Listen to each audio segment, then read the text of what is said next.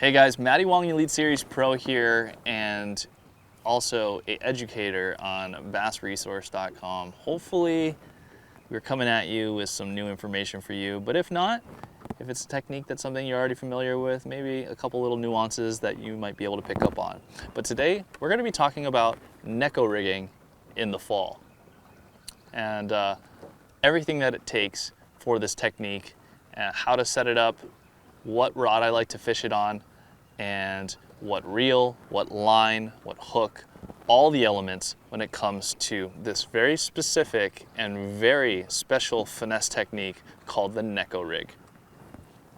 Now, some of you may ask, is it Neko? I've heard it been called that before.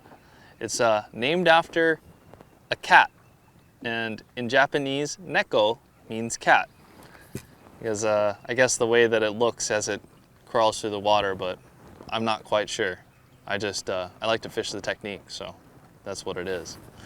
First of all, I'm going to talk to you about the rod that I like to utilize. This is the Megabass Orochi X10, and this specific model is called the Medusa. Now, there's a couple different rods that you can utilize, but I like to use a medium to medium light spinning rod that's anywhere from that 611 to 7.2. This is a 611 1/8 ounce to 3/8 ounce rod that has a stinger tip, a section of the rod tip that's extremely slow action that then transitions into a harder, faster taper that then shuts off with the backbone, allowing you to make long casts with a light finesse worm and maintain sensitivity throughout the entire cast. That's why I love using these Megabass rods. They're literally the sports car of fishing rods. So if you want to check out a high quality fishing rod, look no further than the Destroyer line or the Orochi line by Megabass. But hopping right into the reel, this is a 3000 size reel. I like to utilize a 3000 size reel on a lot of my finesse techniques, because of the arbor size is a lot larger. That means you have a lot quicker and a lot faster line pickup, and also your drag system's a lot smoother than some of the smaller reels like a 2500 or 1000 size. Now, line is a very important element to this whole technique. I like to utilize this pink braid called Almight, and it's a sinking line by Sunline.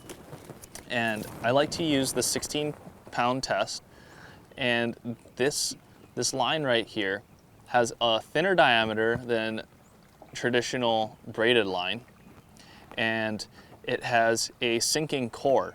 So instead of having your braided line that floats on top of the surface, this line goes straight down under the water, giving you a better connection to your bait.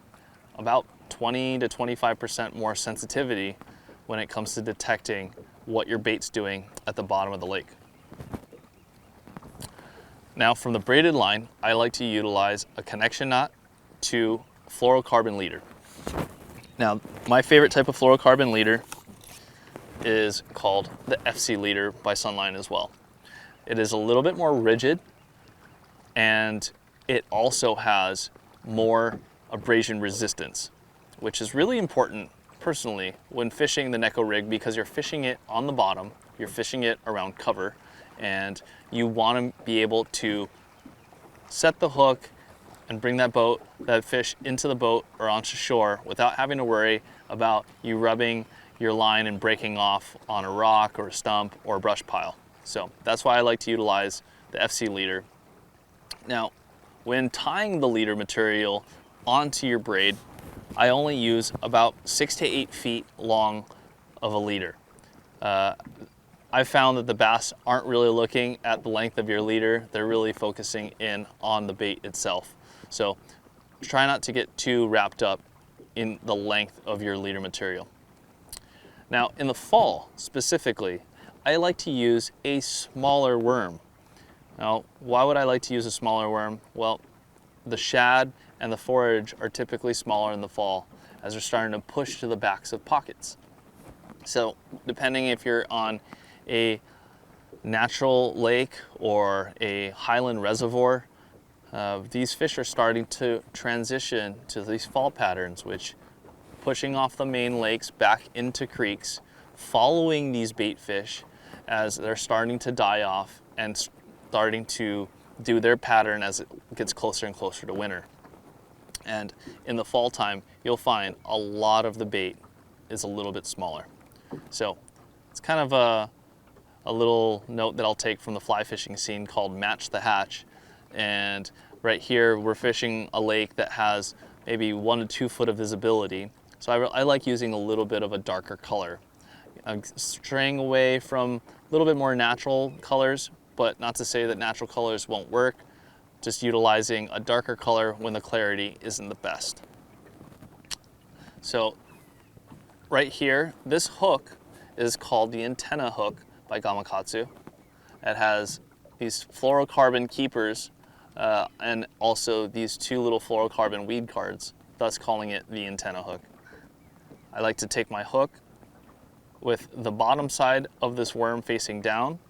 I will go in about halfway and then straight out, making sure that the hook tip is facing straight up. That is really, really important when it comes to this technique. Another way to hook it is just straight in the middle of the bait. It gives it a different action as you're starting to pull it, but that's something that you can kind of play with as you're starting to get more and more into this technique. Another way that you can Neko rig a worm is you put the nail weight in the nose, and utilizing the antenna worm hook, you will then Texas rig the worm just like this. And so the very tail section of your worm has the hook in it, and the weight is in the nose, and you're able to thread this through deep cover or rocks or whichever isolated stuff that you choose to fish with this rig. The cool thing about this technique is there's no right or wrongs. There's just little things that help put more fish in the boat.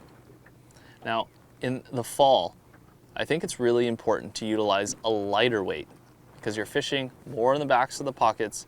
It gives the fish a longer time to see the bait fall, giving them a little bit more time to look at it versus it just ripping by their face, maybe getting a reaction bite in the summer or in the springtime. So that's a little tip that I like to utilize when it comes to fall time Neko rigging. But that is the whole setup right there, folks. We got the rod, the reel, the braid, the line, the hook. One very important thing that we're going to talk about is your nail weights. So right here I have an assortment of a bunch of different weights. I got everywhere from a 3/8 ounce all the way down to a 1/16. And you can utilize tungsten, you can utilize lead. But the good thing about lead is that if you're wanting to use an even lighter weight, you can take your pliers and you can break off a small little piece of nail and put that in your worm.